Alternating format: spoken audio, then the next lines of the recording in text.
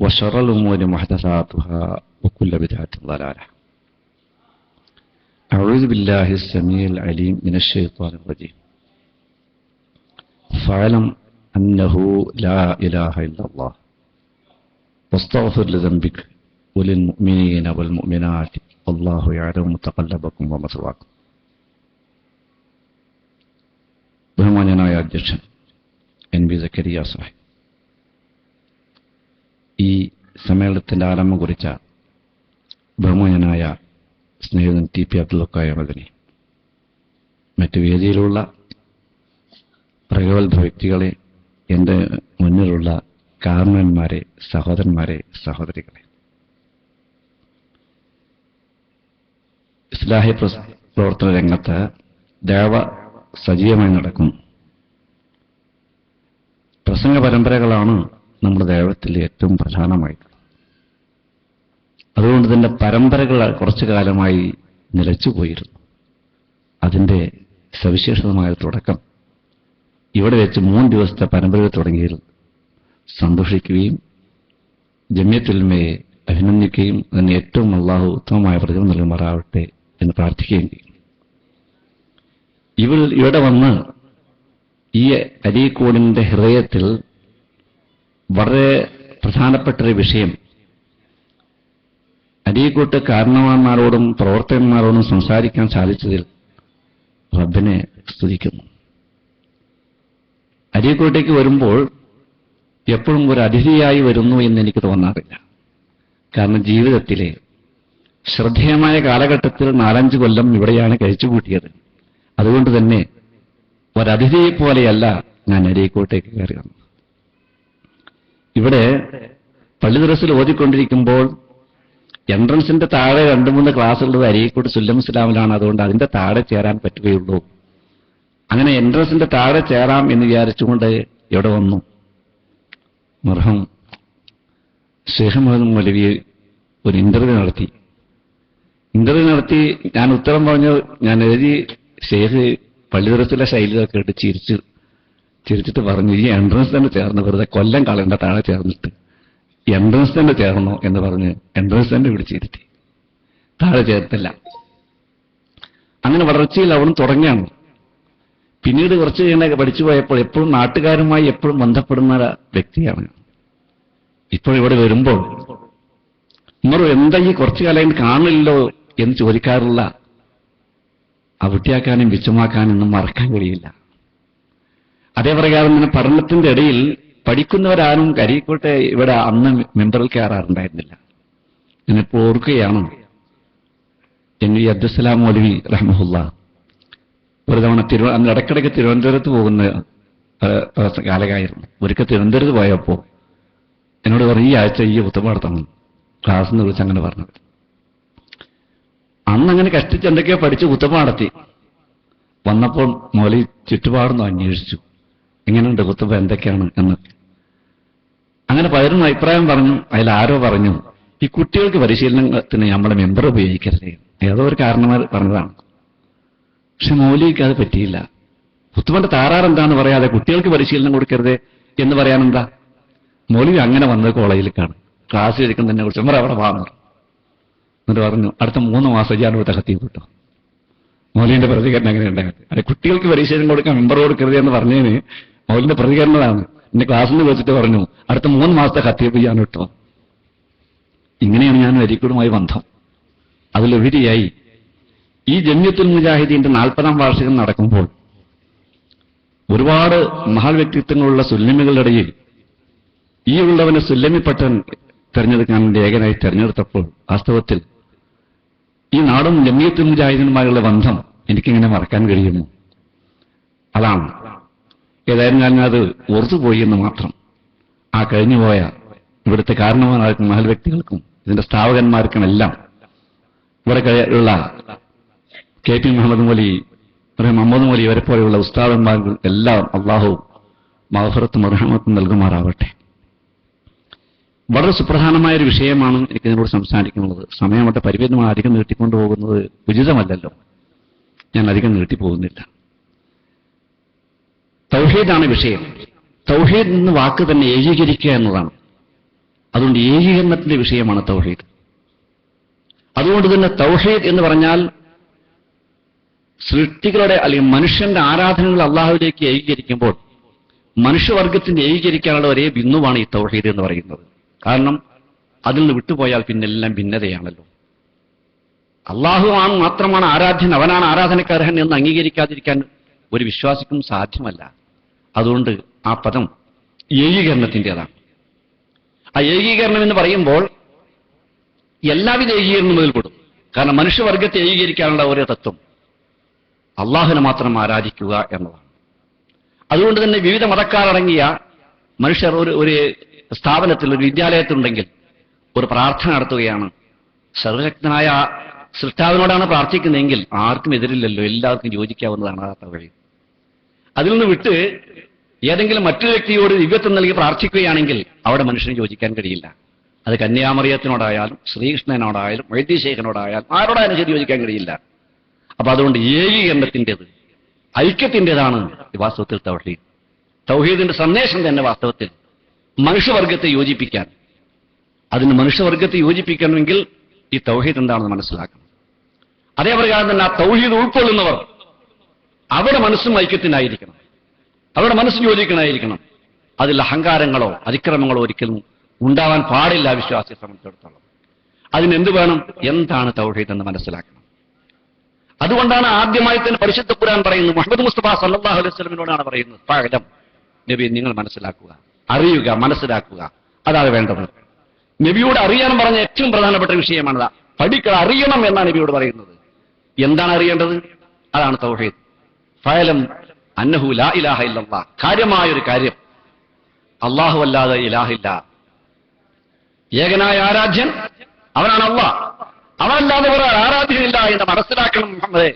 അതാണ് മുഹമ്മദ് മുസ്തഫ സല്ലല്ലാഹു അലൈഹി വസല്ലം പറയുന്നത്. അത് മനസ്സിലാക്കി കഴിഞ്ഞാൽ, ആ സന്ദേശം ജീവിതത്തിൽ ഉൾക്കൊണ്ടു കഴിഞ്ഞാൽ, വ്യക്തിജീവിതത്തിൽ, കുടുംബജീവിതത്തിൽ, സാമൂഹ്യ രംഗത്ത്, സാമ്പത്തിക രംഗത്ത് ഒരുപാട് മാറ്റങ്ങൾ ഉണ്ടാകും. അപ്പൊ അതുകൊണ്ടാണ് ഒന്നാമത്തെ സന്ദേശം തന്നെ ഈ തൗഹീദിന്റെ സന്ദേശമാണ്, ലാ ഇലാഹ ഇല്ലല്ലാഹ്. എന്നാൽ എന്തുകൊണ്ട് ലാ ഇലാഹ ഇല്ലല്ലാഹ്? അതാണല്ലോ ഏത് കാര്യവും പറയുമ്പോൾ അത് മനുഷ്യന്റെ മനസ്സിൽ തട്ടുന്ന വിധത്തിലായിരിക്കണം, യുക്തിപൂർവമായിരിക്കണം, ബുദ്ധിപൂർവമായിരിക്കണം. അങ്ങനെയാണ് ചെയ്യേണ്ടത്. ഖുർആന്റെ ശൈലി അങ്ങനെയാണ്. തൗഹീദ് പറയുമ്പോൾ പ്രത്യേകിച്ചും തന്റെ ബുദ്ധിയെ തട്ടുനിർത്തുന്ന ദൃഷ്ടാന്തങ്ങൾ ഓരോന്നോരോന്ന് പറഞ്ഞുകൊണ്ട്, സുനുരീഹിം ആയാത്തിനാ ഫിൽ ആഫാഖ്, ചക്രവാളത്തിൽ നമ്മൾ ദൃഷ്ടാന്തങ്ങൾ കാണിച്ചു കൊടുക്കുന്നു എന്ന് പറഞ്ഞുകൊണ്ട്, അടയാളങ്ങളും ദൃഷ്ടാന്തങ്ങളും ചൂണ്ടിക്കാണിച്ചുകൊണ്ട് ബുദ്ധിയെ തട്ടി നിർത്തിക്കൊണ്ടാണ് തൗഹീദിലേക്ക് ക്ഷണിക്കാറുള്ളത്. അതുകൊണ്ട് തന്നെ ഇത് മനസ്സിലാക്കുമ്പോൾ എന്താണ് ലാ ഇലാഹ ഇല്ലല്ലാഹ് എന്ന് മനസ്സിലാക്കേണ്ടത്. ആ 4 പദങ്ങളാണ് ലാ ഇലാഹ ഇല്ലല്ലാഹ് എന്ന്. അല്ലാഹു അല്ലാതെ ഇല്ലാഹില്ല. അത് 2 വാക്കും നമുക്ക് വളരെ ലളിതമാണ്. ലാ ഇല്ല എന്ന് പറഞ്ഞാൽ എല്ലാവർക്കും അറിയാം. എന്ന് പറയുന്ന ആളുകൾ ബന്ധപ്പെട്ട് അത് അതിന്റെ അർത്ഥം അറിയാത്ത ഒരാളുണ്ടാവില്ല. പിന്നെ ഇല്ലാതെ ഒഴികെന്നാണ്, ആ 2 പദം കഴിഞ്ഞു. ഈ 2 വാക്ക് ഏകദേശം ഒന്ന് തന്നെയാണ്. കാരണം ഇലാഹ് എന്നാണ് ഒന്ന് അല്ലാഹ് എന്നാണ്. ഇത് രണ്ടും ഒന്ന് തന്നെയാണ്. ഇലാഹ് എന്ന വാക്കിൽ ഒരു അൽ തീർത്തി കഴിഞ്ഞാൽ അല്ലിലാഹായി. ഈ അല്ലിലാഹ് കുറച്ച് എളുപ്പം പറയുമ്പോഴാണ് അള്ളാഹ് അള്ളാഹ് എന്ന് പറയുന്നത്. അതാണ്, അത്രയേ ഉള്ളൂ. അപ്പൊ അത് ശരിക്കും അള്ളാഹിനെ മനസ്സിലാക്കിയാൽ മതി. അള്ളാഹുവിന് ശരിയായ വിധത്തിൽ മനസ്സിലാക്കി കഴിഞ്ഞാൽ അതിന് അനുബന്ധമായി മനസ്സിലാക്കുന്ന കാര്യമാണ് ഇനി വേറെ ഇലാഹില്ല. അപ്പൊ അള്ളാഹ് എന്നുള്ളത് ശരിക്കും മനസ്സിലാക്കി കഴിഞ്ഞാൽ ആരാണ് ആ ഇലാഹ്? ഇലാഹ് അല്ലി ചേർത്താൽ അൽ ഇലാഹായി. അൽ എന്ന് ചേർത്ത് പറയുന്നത് എന്തിനാണ്? അറബിയിൽ പറയുന്നവർക്കും കേൾക്കുന്നവർക്കും അവർ മനസ്സിലാകുന്ന എന്നുണ്ടെങ്കിൽ അതിലാണ് അല്ലി ചേർക്കുക. ഇപ്പൊ റജുൽ എന്ന് പറഞ്ഞ ആള് ഒരു പുരുഷനാണ്. പക്ഷെ ഞാനത് അറജുൽ എന്ന് പറഞ്ഞാൽ അത് ഏതാ പുരുഷൻ എന്ന് പറയുന്നത് എന്റെ മനസ്സിലും നിങ്ങളുടെ മനസ്സിലുണ്ടാവും അറിയും. അപ്പളെ അറജുൽ എന്ന് പറയുള്ളൂ. അതുപോലെ തന്നെ ഇലാഹ് എന്നതിൽ അൽ ഇലാഹ് എന്ന് പറയുമ്പോൾ ആ ഇലാഹ് ഏതാണ്? അതേതാണ്? ശ്രീകൃഷ്ണനായ ഇലാഹോ അല്ലെങ്കിൽ യേശുവോ മറിയമോ അല്ലെങ്കിൽ മഹദി ഷേഖോ റിഫായ ഷേഖോ ഒന്നാവില്ല. ആ ഇലാഹ് ഈ പ്രപഞ്ചനാഥനാണ്. അല്ലാഹുല്ലദീ ഖലഖസ് സമാവാതി വൽ അർള വമാ ബൈനഹുമാ ഫീ സിത്തത്തി അയ്യാമിൻ സുമ്മ ഇസ്തവഅ അലൽ അർശ് മാ ലക്കും മിൻ ദൂനിഹി മിൻ വലിയ്യിൻ വലാ ശഫീഇൻ അഫലാ തതദക്കറൂൻ. അതാണ് അല്ലാഹ്. ആകാശങ്ങളെയും ഭൂമിയെയും അതിന്റെ ഇടയിലുള്ളതിനെയും 6 ഘട്ടങ്ങളിലായി സൃഷ്ടിച്ചവൻ ആരാണോ അവനാണ് അല്ലാഹ്. അതാണ് പറഞ്ഞിരുന്നത്. അല്ലാഹുല്ലദീ ഖലഖസ് സമാവാതി വൽ അർള വമാ ബൈനഹുമാ ഫീ സിത്തത്തി അയ്യാം. ആകാശങ്ങളെയും ഭൂമിയെയും അതിന്റെ ഇടയിലുള്ളതിനെയും 6 ഘട്ടങ്ങളിലായി സൃഷ്ടിച്ചവൻ ആരാണോ അവനാണ് ഏകനായ ദൈവം, അവനാണ് ഏകനായ ഇലാഹ്. സുമ്മസ്തമാഅലൽ അർശ്, പിന്നെ അവൻ സിംഹാസനത്തായിരിക്കുന്നു എന്ന് വെച്ചാൽ സൃഷ്ടിച്ച സൃഷ്ടാവ് സൃഷ്ടിയിൽ അങ്ങോട്ട് ലയിച്ചു കിടക്കുകയല്ല. അങ്ങനെ വിശ്വാസമാണ് ദൈവവിശ്വാസികൾക്ക് ഏറ്റവും പറ്റിയ അബദ്ധം. സൃഷ്ടാവ് സൃഷ്ടികളിലേക്ക് ലയിച്ചു പോയിരിക്കുന്നു, അതുകൊണ്ട് ഈ സൃഷ്ടിക്കപ്പെട്ട വസ്തുവിന്റെ അപ്പുറം ദൈവമില്ല. അങ്ങനെയാണ് പറയുമ്പോൾ ലാ മൗജൂദില്ല, അല്ല ഒന്നുമില്ല, എല്ലാത്തിലും അല്ല തന്നെയാണ്. അള്ളാഹു എല്ലാത്തിലും ലയിച്ചിരിക്കുന്നു, അതുകൊണ്ട് എന്തിനെ പൂജിച്ചാലും ഏതിനാരാധിച്ചാലും ഒക്കെ പടച്ചവൻ തന്നെയാണ് എന്നൊരു വിശ്വാസം അദ്വൈത സിദ്ധാന്തക്കാരങ്ങൾ പറയാറുണ്ട്. കാരണം ദൈവം എന്ന് പറഞ്ഞാൽ വേറൊന്നല്ല, സൃഷ്ടികളിൽ വിഭിന്നനല്ല, പ്രപഞ്ചത്തിന് അതീതനല്ല, പ്രപഞ്ചത്തിൽ ലയിച്ചു കിടക്കുന്നവനാണ്. അതൊരിക്കലും ഉണ്ടാവില്ലല്ലോ നമുക്ക്. ഇത് ഉണ്ടാക്കിയ ആശാരി ഇതിൻ്റെ ഉള്ളിലല്ലോ, അതിന് പുറത്തന്നെയല്ലേ.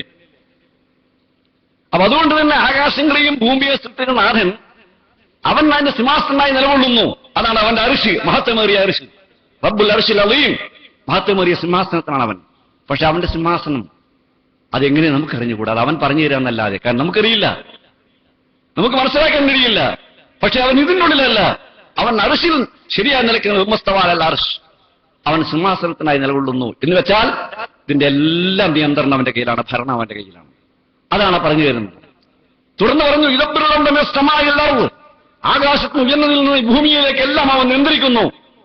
അങ്ങനെ നിയന്ത്രിക്കുന്നവനാണ് അവൻ. ഇത് വെറുതെ വിട്ടതല്ല, സൃഷ്ടിച്ചങ്ങനെ വെറുതെ പാട്ടിന് വിട്ടതല്ല.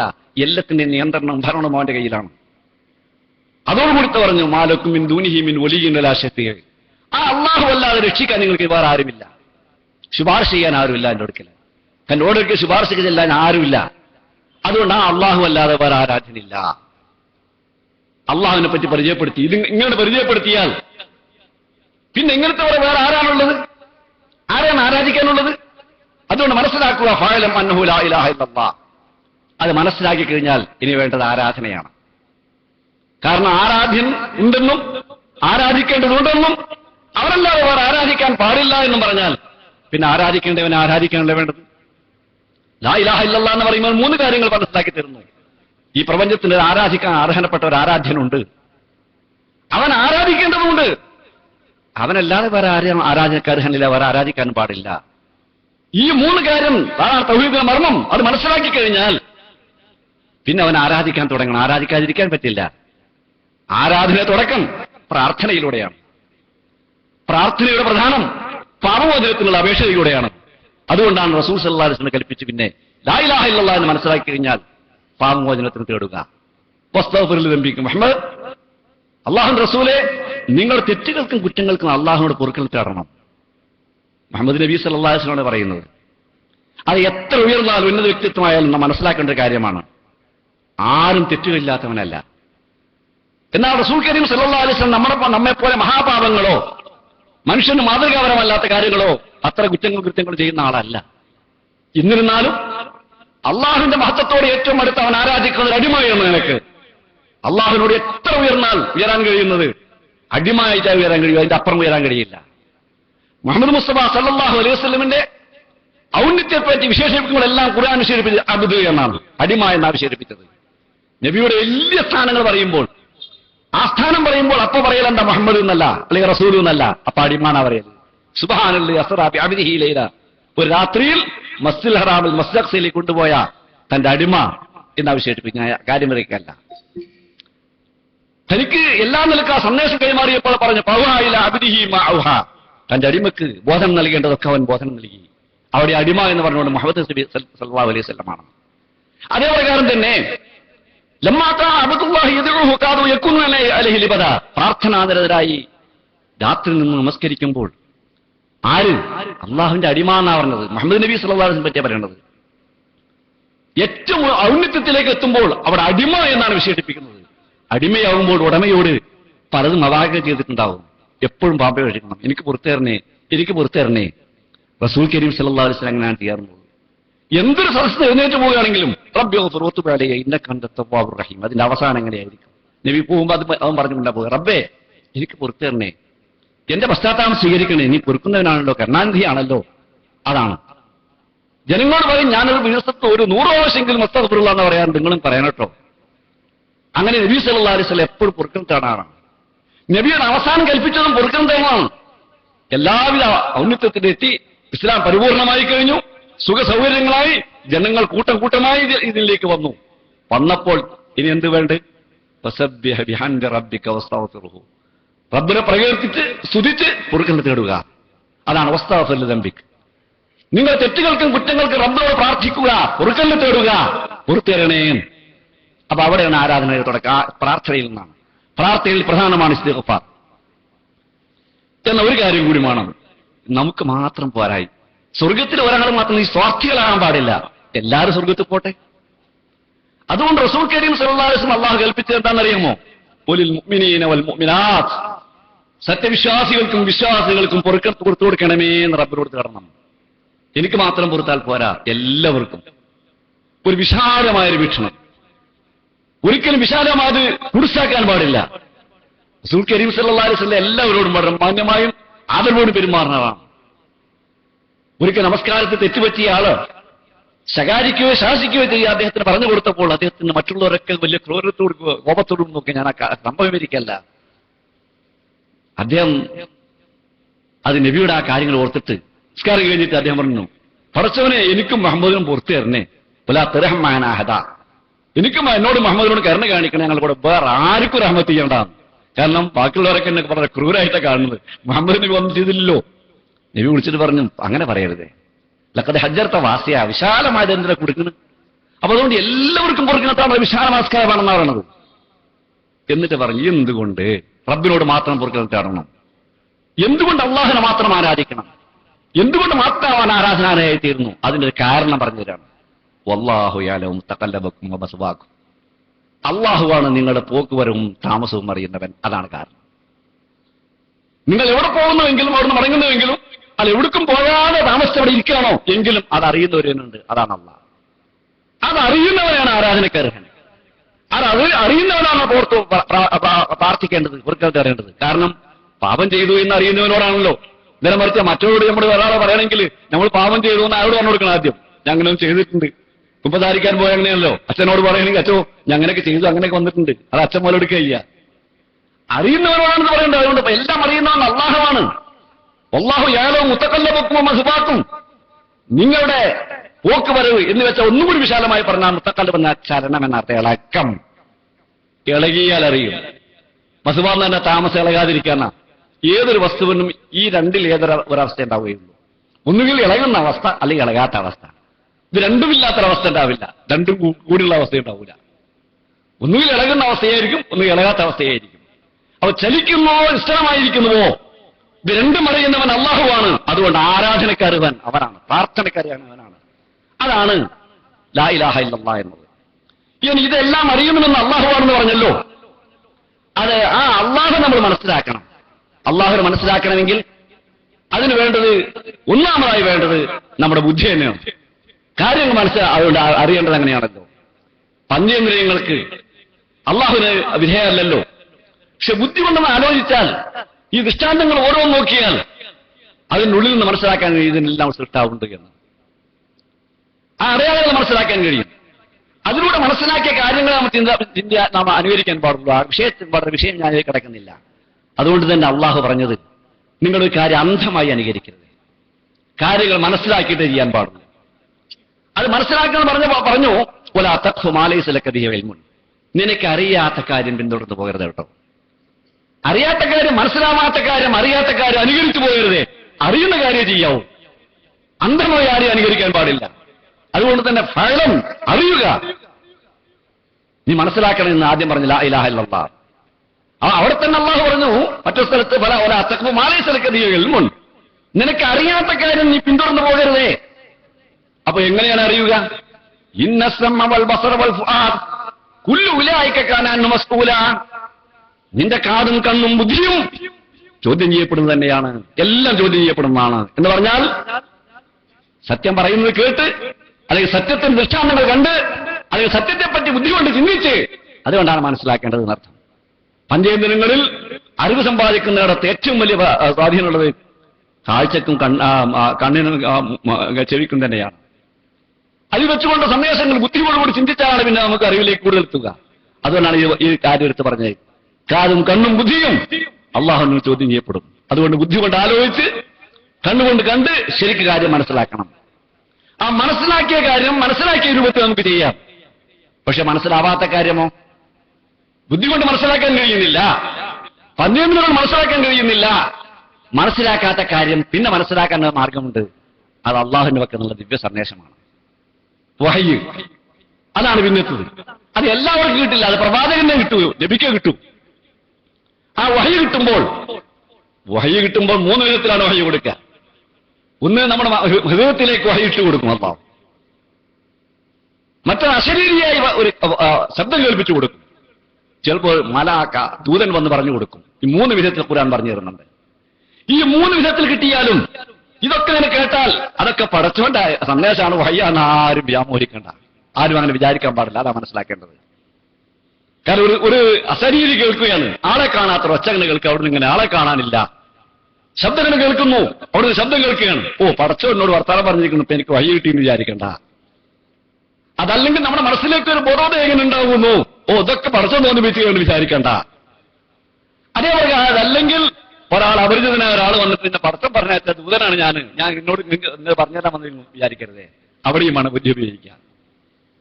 അതിന് പടച്ചോൻ അടയാളം കൊടുത്തിട്ടുണ്ട്, വെറുതെ പറഞ്ഞിരിക്കില്ല. അതാണ് ദൃഷ്ടാന്തം എന്ന് പറയുന്നതാണ് അടയാളം, ദൃഷ്ടാന്തം. ആ ദൃഷ്ടാന്തം എന്ന് കൊടുക്കുമ്പോൾ ആർക്കാണത് കൊടുക്കുന്നത്? അയാൾക്ക് കഴിയാത്ത അയാൾ കൊടുക്കുള്ളൂ, അയാൾക്ക് ചെയ്യാൻ കഴിയില്ല. അപ്പോഴല്ലേ ഒരാൾക്ക് വഹയ്യ് കിട്ടിയാൽ ആ വഹയ്യ് കിട്ടിയ ആൾക്ക് പടച്ചതമ്പുരാന്റെ ബോധനമാണ് എന്ന് അറിയിക്കാൻ അയാൾ വിചാരിച്ചാൽ ചെയ്യാൻ കഴിയാത്തൊരു കാര്യം അയാളിലൂടെ അള്ളാഹു ചെയ്തു കൊടുക്കും. അപ്പൊ ആൾക്ക് മനസ്സിലാവുന്നത് പടച്ചവൻ പറഞ്ഞതാണ്. അതാണ് ആയത്തെ അടയാളം. അതിന് സാങ്കേതികമായി പറയാറ് മനുഷ്യന്മാർ മൊയ്ജിദത്ത് എന്ന് പറയും. കാരണം അയാൾക്ക് തന്നെ ചെയ്യാൻ കഴിയാത്ത വേറെ ആൾക്കും ചെയ്യാൻ കഴിയില്ല എന്നാണ് അതിന്റെ അർത്ഥം, മൊയ്ജിദത്ത്. അപ്പൊ അതാണ് ആ അടയാളം എന്നാണ് മനസ്സിലാക്കുന്നത്. അതിന് ബുദ്ധി ഉപയോഗിക്കണം. അപ്പൊ അതുകൊണ്ട് തന്നെ ആ സക്കരിയ നബി അലൈഹി ഇസ്ലാം വാർദ്ധക്യത്തിലെത്തി, നിരാശ പൂണ്ട് ജീവിതത്തിന്റെ സായാഹ്നത്തിലെത്തിയപ്പോൾ പറഞ്ഞു, പടച്ചോൻ ഇതുവരെ കുട്ടി ഉണ്ടായില്ലല്ലോ, പക്ഷെ ഒരു കുട്ടി ഉണ്ടാകാൻ പോകുന്നു സന്ദേശം കൊടുത്തു. കുട്ടി ഉണ്ടായി, ഇത്രയും കാലം കുട്ടി ഉണ്ടാകാൻ എപ്പോൾ ഉണ്ടാകുക എന്നാണ് അള്ളാഹുവിന്റെ സന്ദേശമാണ് കിട്ടുന്നതെന്ന് പറയുമ്പോ ഞാനത് അറിയിക്കുന്നു, എനിക്കൊരു കുട്ടി ഉണ്ടാകാൻ പോകുന്നുണ്ട്, അതിന് യഹ്യ എന്ന് പേരിടണമെന്നൊക്കെ പറഞ്ഞു കൊടുക്കുന്നത്. അപ്പോഴാണ് റബ്ബി എനിക്ക് അടയാളമാണല്ലോ ഇത് പടച്ചോൻ ഇജ്ജ പറഞ്ഞത്. അപ്പൊ അടയാളം പറഞ്ഞു കൊടുത്തെന്താ? അല്ലാത്ത കല്ലുമന്നാത്ത സലാദായാലും സെവിയ 3 ദിവസം മനുഷ്യന്മാരോട് മറ്റുള്ളവരോട് സംസാരിക്കാൻ കഴിയില്ല. എന്നാ അംഗവൈകല്യങ്ങളൊന്നും ഇല്ലതാനും, സംസാരത്തിന് ദോഷമില്ല, പടച്ചോനെ തസ്ബീഹ് ഇല്ലാണെങ്കിൽ അൽഹംദുലില്ലാഹ് സുബ്ഹാനല്ലാഹ് എന്നൊക്കെ ചെയ്ത് തരാറുമില്ല. അവ അടയാളം കൊടുത്തു. അതേ പ്രകാരം തന്നെ ഓരോ അടയാളങ്ങൾ കൊടുക്കും. പക്ഷെ ഈ അടയാളം കൊടുക്കുമ്പോൾ അത് മറ്റുള്ളവർക്ക് ചെയ്യാൻ കഴിയാത്ത കാര്യങ്ങൾ അസാധാരണമായി അടയാളങ്ങൾ ഓരോ കൊടുക്കും. അത് സംസാരിച്ച് മൂസാ നബി അലൈഹി സ്വലാമിന്റെ സംസാരിച്ച് അതിന്റെ അടയാളം പറഞ്ഞു കൊടുത്തു. അപ്പൊ ഇതിലൂടെ മനസ്സിലാക്കി അങ്ങനെ വഹയ്യ് കിട്ടിയാൽ അത് മനസ്സിലാക്കാം. അപ്പൊ ആ വഹയ്യിലൂടെ അള്ളാഹിനെ പറ്റി നമുക്ക് വിവരം കിട്ടിയാൽ അത് അവിടെയാണ് അള്ളാഹുവിനെ മനസ്സിലാക്കേണ്ടത്. കാരണം അള്ളാഹുലേക്ക് അള്ളാഹു ഉണ്ട്, അവന്റെ ആസ്തിക്യമുണ്ട് എന്നൊക്കെ പറഞ്ഞ് മനസ്സിലാക്കാൻ അവർക്ക് ബുദ്ധിയെത്തന്നല്ലാതെ എങ്ങനെയാണ് അള്ളാഹു നിലകൊള്ളുന്നത്, ഏതാണ് അവന്റെ ഗുണവിശേഷങ്ങൾ എന്തൊക്കെയാണ്, ഏതൊക്കെ രൂപമാണ്, എന്തൊക്കെയാണ് വേണ്ടത്, അതൊക്കെ അള്ളാഹ് തന്നെ പറഞ്ഞു തരണം. അതാണ് അള്ളാഹു തന്നെ മനസ്സിലാക്കി തരണം. അതുകൊണ്ട് അള്ളാഹു അവന്റെ നാമവിശേഷണങ്ങൾ, അവന്റെ നാമങ്ങളും അവന്റെ വിശേഷണങ്ങളും അവന്റെ കിതാബിലൂടെ അതിന്റെ പുറമെ നബി സല്ലല്ലാഹു അലൈഹി വസല്ലം സന്ദേശം കൊടുത്ത് ഇങ്ങനെ അറിയിച്ചു തന്നിട്ടുണ്ട്. ഓരോ വിശേഷണങ്ങളും അവന്റെ നാമങ്ങളാണ്. അത് ഓരോന്നും നമ്മൾ സ്വാധീനം ചെലുത്തുന്നു. വെറുതെയല്ല. അതൊക്കെ പറഞ്ഞാൽ അല്ലാഹു റഹ്മാനാണെന്ന് പറഞ്ഞാൽ ആ റഹ്മാൻ എന്താ, അതിന് വേറെ സന്ദേശമുണ്ട്. അതുകൊണ്ട് തന്നെ ബഹുദൈവ ആരാധകന്മാർക്ക് ഉൾക്കൊള്ളാൻ ആ വിശേഷണം ഉൾക്കൊള്ളാൻ കഴിയില്ല. അല്ലാഹു റഹ്മാനാണെന്ന് പറഞ്ഞാൽ എല്ലാവരോടും കരുണ കാണിക്കുന്നവനാണ് അല്ലാഹു, എല്ലാവരോടും ഒരുപോലെ കരുണ കാണിക്കുന്നവനാണ് അല്ലാഹു. അവനേക്കാൾ കാരുണ്യവാനായി വേറെ ആരും തന്നെയില്ല. മാത്രമല്ല റസൂൽ കരീം സല്ലല്ലാഹു അലൈഹി വസല്ലം വിശദീകരിക്കുന്നു, ആകമാനമുള്ള കാരുണ്യം 100 ഭാഗിച്ചാൽ ഒരൊറ്റ ശതമാനം മാത്രമേ സൃഷ്ടികൾക്ക് ആകമാനം നൽകിയിട്ടുള്ളൂ. ഒരു കുതിരക്കുട്ടിയോട് കരുണ കാണിക്കുന്നത്, ഒരു തള്ളപ്പക്ഷിയുടെ കുഞ്ഞിനോട് കരുണ കാണിക്കുന്നത് ഒരൊറ്റ ശതമാനത്തിന്റെ ഭാഗമാണ്. 99% കാരുണ്യം അവന്റെ അടിമകൾക്ക് വേണ്ടി അള്ളാഹു അവൻ നിക്ഷിപ്തമാക്കി വെച്ചിരിക്കുന്നു. കതബാല നഫ്സിഹി റഹ്മ, അവൻ തന്നെ അവന്റെ കാരുണ്യം നിശ്ചയിച്ചത്. ഇങ്ങനെയുള്ള കാരുണ്യവാനാണ് ഒരുവെന്ന് വിചാരിച്ചാൽ നിങ്ങൾ ആരെങ്കിലും കാരുണ്യവാനിന്റെ ചെല്ലുമ്പോൾ അടയാളനെ കൂട്ടി പോകുമോ? ശുപാർശക്കാരനെ കൂട്ടി പോകുമോ? അടുപ്പിക്കാൻ ആരെങ്കിലും ആണോ? കാരണം അയാളെക്കാൾ കാരുണ്യമില്ലെങ്കിൽ നമ്മോട് ഏറ്റവും കരുണ കാണിക്കുന്ന ആരാന്നറിയാമോ? നമ്മുടെ വളർത്തിയ ഉമ്മ, മാതാവാണ് ഏറ്റവും കരുണ കാണിക്കുന്നത്. അത് പൈതങ്ങളുടെ മനസ്സിലുള്ളത് കൊണ്ട് എന്ത് വിഷം വന്നാലും ഉമ്മ എന്ന് വിളിക്കുന്ന അറിയാം. പക്ഷെ ഉമ്മാനെ വിളിക്കുമ്പോൾ ഉമ്മാന്റെ ഇടയിൽ വേറെ ആരും പറയില്ല, ശുപാർശക്കാരില്ലല്ലോ. പക്ഷെ വാപ്പാനോട് പറയേണ്ട കാര്യം ചിലപ്പോൾ കുട്ടികൾ ഉമ്മാനോട് എന്ന് പറയും. അതെന്താ കാരണം? വാപ്പാനേക്കാൾ കാരുണ്യം ഉമ്മാക്കാന്ന കുട്ടിയുടെ മനസ്സിൽ. അതുകൊണ്ട് വാപ്പ എന്ന് പറയേണ്ട കാര്യം ഉമ്മാട് പറഞ്ഞു, ഉമ്മ നല്ല സമയം നോക്കി വാപ്പാണ്ട് പറഞ്ഞ് ശരിയാക്കി തരുന്ന.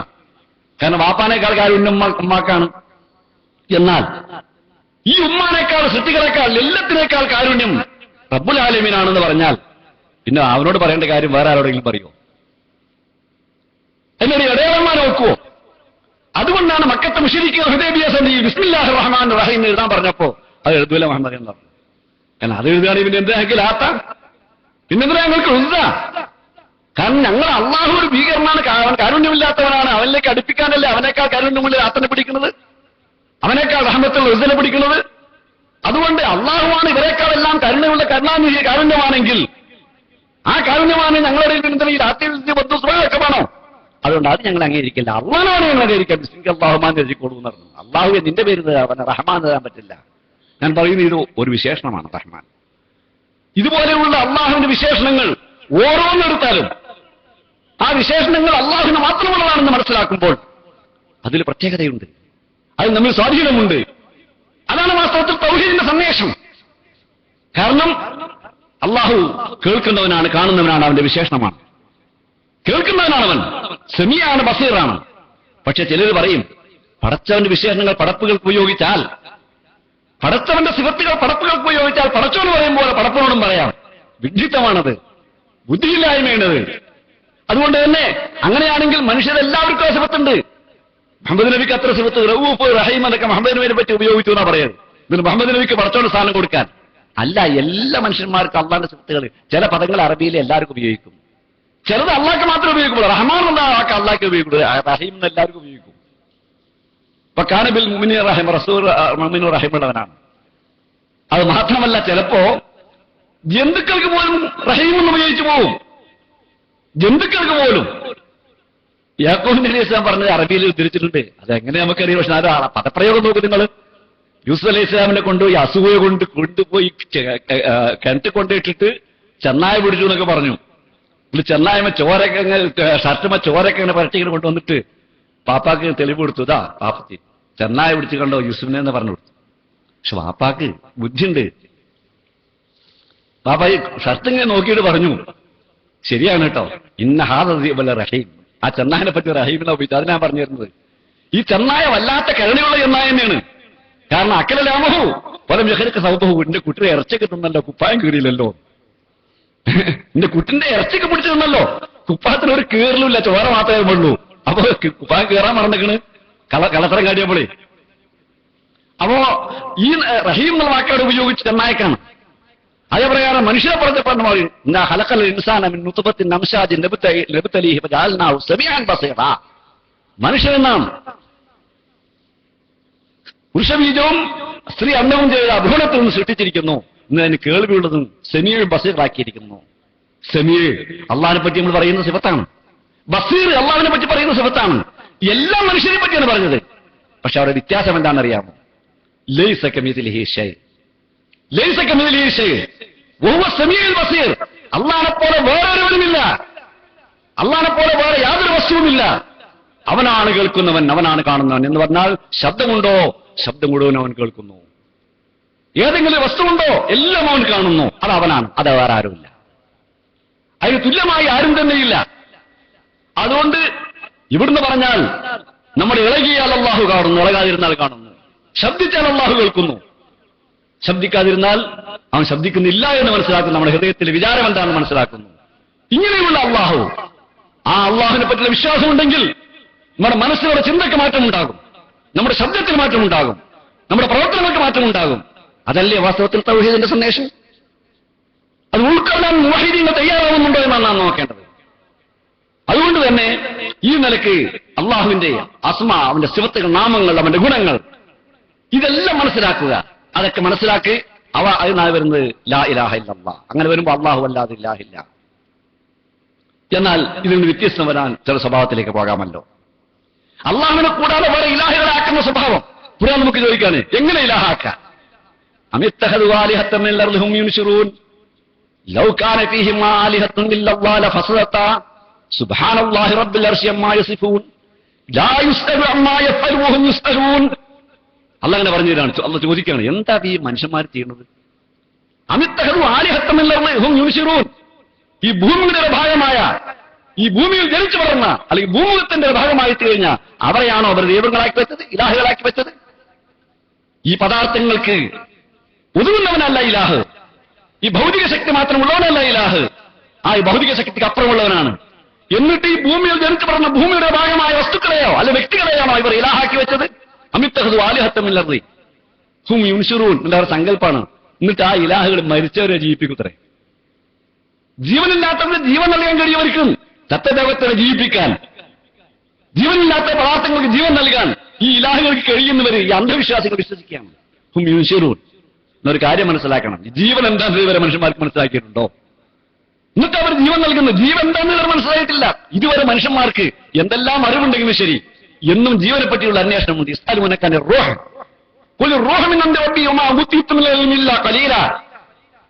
ജീവനെ പറ്റി നിങ്ങളോട് ചോദിക്കുന്നു. എവിടുന്ന ഈ ജീവൻ വരുന്നു, എവിടേക്കാണ് പോകുന്നത്? പക്ഷേ നിങ്ങളുടെ ബുദ്ധിക്ക് മനസ്സിലാകുന്ന കാര്യമല്ല അതാ, അത് മനസ്സിലാകില്ല. റബ്ബിന്റെ കൽപ്പനയാൽ വന്നു എന്ന് മനസ്സിലാക്കുക, അത്രേ വേണ്ടുള്ളൂ. നമ്മൾ ഈ ഭ്രൂണം വളർന്നു വരുമ്പോൾ അത് 4-ാമത്തെ മാസം 4 മാസമാകുമ്പോഴാണ് അതിൽ ജീവന്റെ സ്പന്ദനം ഉണ്ടാകുന്നത്. അപ്പോഴാണ് റൂഹ് എന്ന് പറയുന്നത്. അങ്ങനെയാണ് ഹദീസ് നമുക്ക് പറഞ്ഞു തരുന്നത്. ശരിയാണത്. അതുകൊണ്ട് തന്നെ ഇമാമുകൾ 4 മാസമായി കഴിഞ്ഞ കുട്ടി മരിച്ചാൽ പിന്നീട് പുറത്തുകയറി മയ്യത്ത് നിസ്കരിക്കണമെന്ന് പറയാൻ കാരണം അതാണ്. ചില മദ്ഹബ് ശാഫി മദ്ഹബിന് ഇതിലുണ്ട്, അതിരിക്കട്ടെ. പക്ഷെ എന്നിരുന്നാലും അപ്പോഴാണ് റൂഹ് വരുന്നതെന്നർത്ഥം. അവിടുന്ന് അതുവരെ പദാർത്ഥങ്ങളുടെ മാറ്റമാണ്. പക്ഷെ ഈ മാറ്റം ഈ 124-ാമത്തെ മാസമായപ്പോഴേക്ക് മറ്റൊരു സൃഷ്ടിയായി മാറിയത്. ആ സൃഷ്ടിക്കുന്ന സൃഷ്ടാവായ അള്ളാഹു അനുഗ്രഹ സമ്പൂർണ്ണനാണ് അവൻ. അത് അവന്റെ ഒരു അനുഗ്രഹമാണ്. റബ്ബി, റബ്ബിന്റെ കൽപ്പനയാൽ വരുന്ന ജീവൻ. എന്നാൽ ജീവൻ എന്താണ്? കലീല. അതിനെപ്പറ്റിയുള്ള അറിവ് നിങ്ങൾക്ക് വളരെ കുറച്ചേ ഉള്ളൂ. അതെപ്പോൾ നമുക്ക് അതുള്ളൂ. ആ ജീവൻ വരുന്നു പോകുന്നല്ലാതെ എങ്ങനെ വരുന്നു എങ്ങനെ പോകുന്നു നമുക്കറിയില്ല. ഈ ജീവൻ നിയന്ത്രിക്കാൻ ആരെങ്കിലും കഴിയോ? അതല്ല ഇബ്രാഹിം നബി അലൈഹി സ്വലാം പറഞ്ഞു നോക്കിയത്. ഞാനും ജീവിപ്പിക്കുന്നവരിക്കുന്ന അതിൽ വിഡ്ഢിത്തം പറയല്ലേ? മരിപ്പ് ജീവിപ്പിക്കുന്ന ജീവൻ അവനറിയോ? അങ്ങനെ ജീവൻ നിയന്ത്രിക്കാൻ കഴിയുന്നവൻ പ്രപഞ്ചത്തിന് നിയന്ത്രിക്കാൻ കഴിയണം, സൂര്യനെ നിയന്ത്രിക്കാൻ കഴിയണം, ചന്ദ്രനെ നിയന്ത്രിക്കാൻ കഴിയണം. അതുകൊണ്ടാണ് ഇബ്രാഹിം നബി അലൈഹി സ്വലാം ഈ പോയത്തക്കാരനായ ഭരണാധികാരിയോട് പറഞ്ഞു, ഞാനും ജീവിപ്പിക്കുന്ന അള്ള എന്റെ റബ്ബ് എന്ന് പറഞ്ഞാൽ ജീവിപ്പിക്കണം മരിപ്പിക്കണമെന്ന് പറഞ്ഞു. എന്നാ ഞാനും ചെയ്യുമല്ലോ എന്ന് പറഞ്ഞു. ഓൻ ചെയ്യലോ എങ്ങനെ? ഒരാളെ വെറുതെ പിടിച്ച് കൊല്ലാൻ പറയാം, അല്ലെങ്കിൽ നമുക്ക് വധശിഷ്ടയ്ക്ക് വിധിക്കപ്പെട്ട കൊല്ലാന്ന് പറയാം. അതല്ലല്ലോ വാസ്തവത്തിൽ ജീവിതം. അപ്പോഴാണ് പറഞ്ഞത്, അങ്ങനെയാണോ പ്രകൃതി ജീവൻ നിയന്ത്രിക്കാൻ കഴിയുന്നവനാണെങ്കിൽ അതിനേക്കാൾ ലളിതമാണല്ലോ ആ സൂര്യനെ നിയന്ത്രിക്കുന്നത്. ആ സൂര്യൻ നാളെ പടിഞ്ഞാറ് ഒലിപ്പിക്കുകയും. അപ്പോഴാണ് പ്രകൃതിയുടെ നിയമം അലംഘനീയമാണ്, അതാർക്കും നിയന്ത്രിക്കാൻ കഴിയില്ല, പടച്ചമ്പുരാന് മാത്രം. അതുകൊണ്ട് തന്നെയാണ് ഇവർ മരിച്ചവരെ ജീവിപ്പിക്കാൻ യുൻശിറൂൻ. അങ്ങനത്തെ ഒരു ദൈവം ഉണ്ടെങ്കിൽ ആലിഹത്തുനില്ലല്ല, ഏകനായ ആ ദൈവമല്ലാതെ വേറെ ദൈവങ്ങൾ പ്രപഞ്ചത്തിൽ ഉണ്ടാവുകയാണെങ്കിൽ ഫസദത്ത, പ്രപഞ്ചത്തിന്റെ വ്യവസ്ഥ ആകതാരമാറായി പോകും. കാരണം ഒരാൾക്ക് ജീവിപ്പിക്കാനും മരിപ്പിക്കാനും കഴിയുക, സൂര്യനെ നിയന്ത്രിക്കാനും സൂര്യൻ അങ്ങോട്ടാക്കാനും നക്ഷത്രം ഇങ്ങോട്ടാക്കാനും ചന്ദ്രൻ ഇങ്ങോട്ടാക്കാനും ഒരാൾ കഴിയുകയാണെങ്കിൽ പിന്നല്ല പ്രപഞ്ചത്തിന്റെ വ്യവസ്ഥ ഉണ്ടാവുക? അത് താറുമാറായി പോകും. എന്നിട്ട് പറയാണ് ആ ദൈവം അവിടേക്ക് എത്താൻ ആരും കഴിയില്ല. എന്നിട്ട് അവനെ പരിചയപ്പെടുകയാണ്, ലാ യുസ്അലു അമ്മാ യഫ്അൽ, അവൻ ചെയ്യുന്നത് ചോദ്യം ചെയ്യപ്പെടില്ല. ഈ പ്രപഞ്ചത്തിലെ ഓരോ നിയമവും അവന്റെ പ്രവർത്തനമാണ്. ആർക്കാൽ ചോദ്യം ചെയ്യാൻ കഴിയുക? ഈ സൂര്യൻ പടിഞ്ഞാറ് വരട്ടെ, അല്ലെങ്കിൽ തെക്കുന്ന് വരട്ടെ, അതല്ലെങ്കിൽ ഇവിടുത്തെ പ്രപഞ്ചത്തിലെ പ്രാപഞ്ചിക വ്യവസ്ഥകൾക്ക് എന്തെങ്കിലും മാറ്റം വരുത്താൻ ആർക്ക് സാധിക്കുമോ? സാധ്യമല്ല. പ്രാപഞ്ചിക വ്യവസ്ഥ പോലെ തന്നെയാണ് പടച്ചതമ്പുരാന്റെ സാന്മാർഗികമായ വ്യവസ്ഥകൾ. അത് മാറ്റാൻ പാടില്ല, പടച്ചവൻ തരുന്നതാണത്. മനുഷ്യൻ എവിടെയെങ്കിലും ജീവിക്കണം, ബുദ്ധിയുള്ള മനുഷ്യൻ. അങ്ങനെ എവിടെ എങ്ങനെ ജീവിക്കണം, അവൻ എന്ത് ചെയ്യണം, അതവന്റെ സാന്മാർഗികമായ ആണ്. അത് രണ്ടും ഇസ്ലാമാണ്. പ്രപഞ്ചത്തിന്റെ നിയമങ്ങൾ അനുസരിക്കുന്നവൻ അത് ഇസ്ലാമാണ്. ആ നിയമം വലഹു അസ്ലമ മൻ ഫിസ് സമാവാതി വൽ അർള്, ആകാശങ്ങളെയും ഭൂമിയെയും എല്ലാം അവൻ ഇസ്ലാമായിരിക്കണം കീഴ്പ്പെട്ടിരിക്കുന്നു എന്നർത്ഥം. ആ ഇസ്ലാമാണ് പ്രവാചകന്മാർ പ്രബോധനം ചെയ്ത മതം. അതുകൊണ്ടാണ് അല്ലം അക്മൽത്തലക്കും ദീനക്കും നിങ്ങളുടെ മതം നിങ്ങൾക്ക് പൂർത്തിയാക്കി തന്നു. റളിയത്തുലക്കും ഇസ്ലാം ദീന, ഇസ്ലാം നിങ്ങളുടെ മതമായി തൃപ്തിപ്പെട്ടു. അതും മതത്തിന്റെ കാര്യത്തിൽ കൈകടത്താൻ ആർക്കും അധികാരമില്ല. ശൈഖിന് അധികാരമില്ല, നേതാവിന് അധികാരമില്ല, പണ്ഡിതന് അധികാരമില്ല, പടച്ചതമ്പുരാന് മാത്രം. അതുകൊണ്ടാണ് പടച്ചവനല്ലാത്തവരൊക്കെ മതനിയമങ്ങൾ പറഞ്ഞാൽ ചോദ്യം ചെയ്യണം. എന്തുകൊണ്ടാണെന്ന് പറഞ്ഞത്? ചില മറിച്ച് ശൈഖ് മുരീദിനോട് പറയും ചോദ്യം ചെയ്യരുതേ. ശൈഖിന്റെ മുന്നിൽ മുരീദ് മയ്യത്ത് കുളിപ്പിക്കുന്നവന്റെ മുന്നിൽ മയ്യത്ത് എങ്ങനെ കിടക്കണം?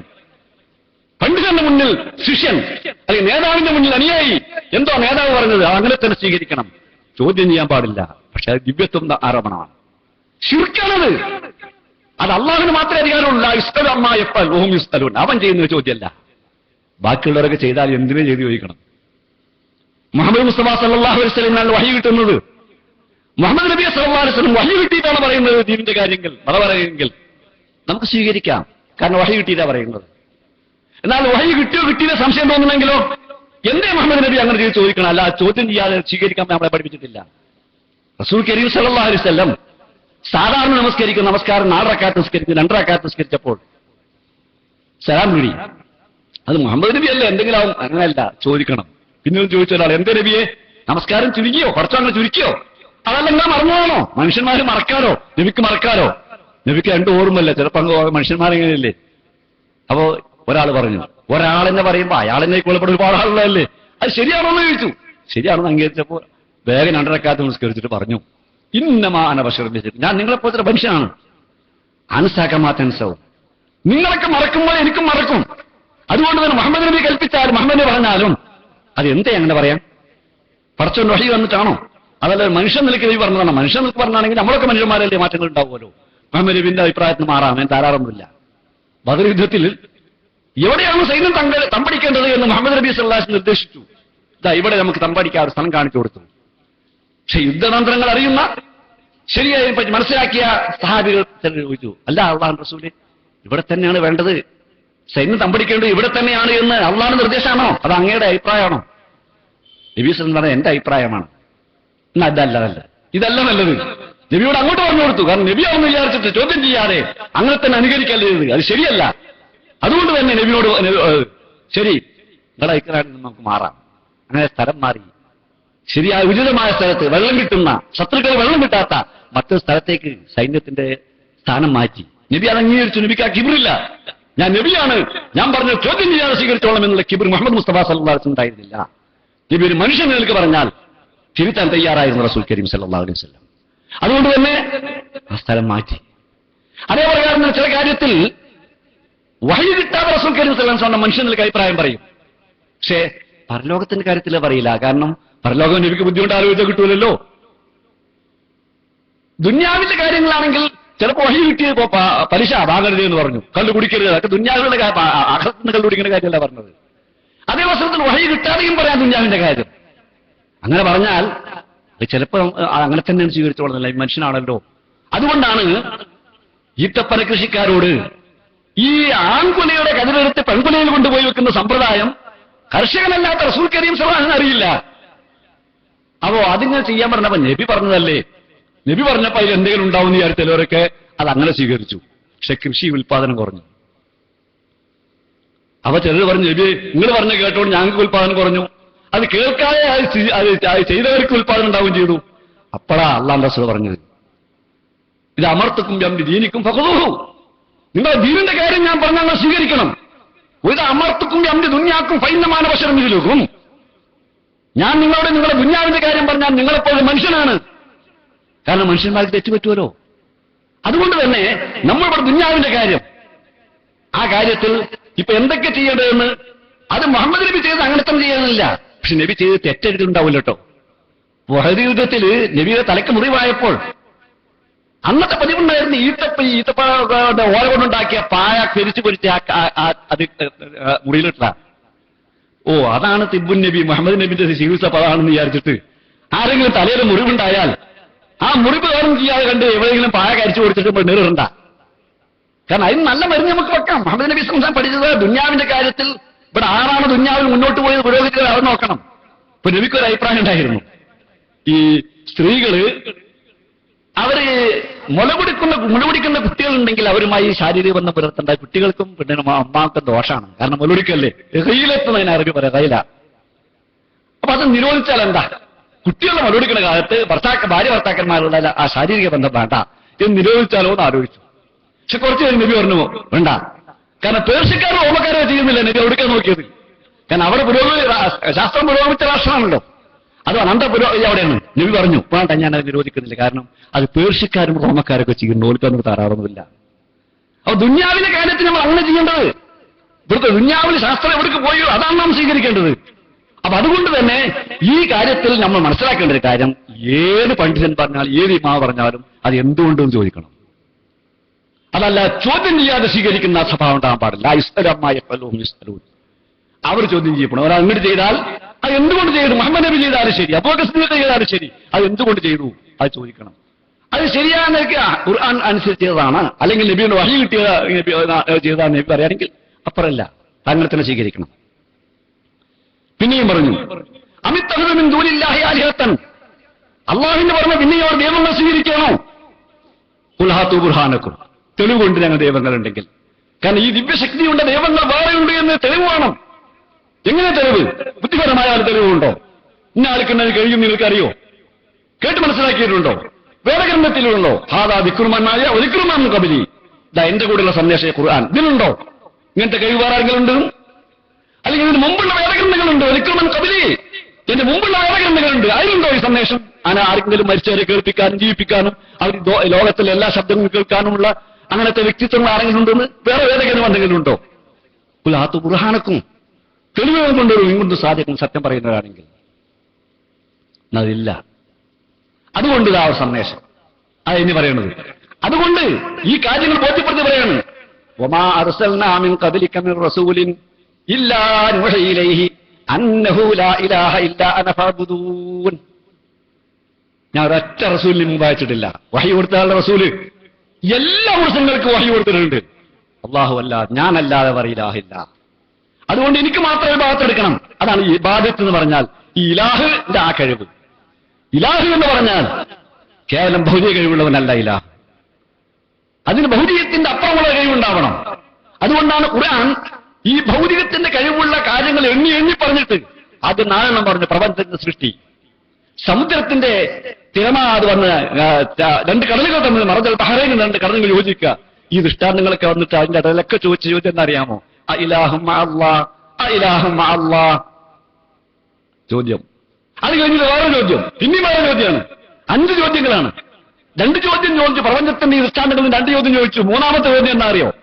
അമ്മൻ യുജീബുൽ മുൽത്തറ ഇദാദാഹു വയക്ഷിഫു സ്വാ വയജഅലുകും ഖുലഫാഅൽ അർളി അഇലാഹും അല്ലാഹ് ഖലീലൻ മാ തദക്കറൂൻ.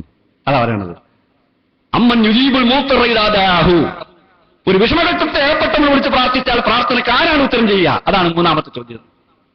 നിങ്ങൾ ഇടങ്ങേറാകപ്പെട്ടു, കുടുക്കിലാകപ്പെട്ടിരിക്കുന്നു. ആ കുടുക്കിലാകപ്പെട്ടാൽ വിളിച്ച് പ്രാർത്ഥിച്ചാൽ ആരുത്തരം ചെയ്യും?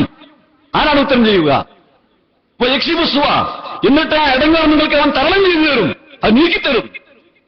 നിങ്ങൾക്ക് മാത്രമല്ല എല്ലാ തലമുറക്കും. അതാണ് വൈദ്യാലിക്കും ഖുലഫാ അല്ലാതെ നിങ്ങൾ ഭൂമിയിലെ പ്രതിപുരുഷന്മാരാക്കി വെച്ചിരിക്കുന്നു എന്ന് പറഞ്ഞാൽ അതിന് പിന്നെ ഇവിടെ ഖലീഫയാക്കി തിരിക്കാനല്ല. ഖലീഫ എന്നല്ല പടച്ചോന്റെ പ്രതി ഉണ്ടാക്കാനല്ല, പടച്ചോൻ ഉണ്ടാക്കി ചെയ്യാനല്ല, ഖലീഫത്തുള്ളതല്ല. കൗമൻ യഖ്ലുബു ബഅ്ദുഹു ബഅ്ദാ ദീനം ബിദീനും കർണം ബിദീനും കർണെന്നാണ് അതിന്റെ തഫ്സീർ.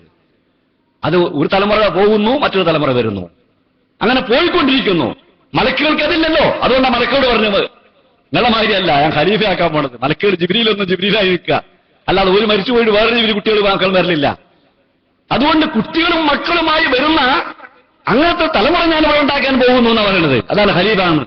അതാണ് വൈജാലിക്കും ഖുലഫാ അല്ലാതെ ഭൂമിയിലെ പ്രതിപുരുഷന്മാരാക്കി വെച്ചിരിക്കുന്നത് എല്ലാ തലമുറ. അതിന്റെ വലിയ കാലത്ത് വിളിച്ചപ്പോൾ അവർക്ക് ഉത്തരം ചെയ്തു, വിഷമം തെരഞ്ഞു കൊടുത്തു. നോഹിനെ വിളിച്ചപ്പോൾ മകളൂമൻ ഫന്തസർ, ഞാനിതാ പരാജയപ്പെട്ടിരിക്കുന്നു, എന്നെ രക്ഷിക്കണേ എന്ന് വിളിച്ചപ്പോൾ നോഹിനെ ഉത്തരം ചെയ്തു.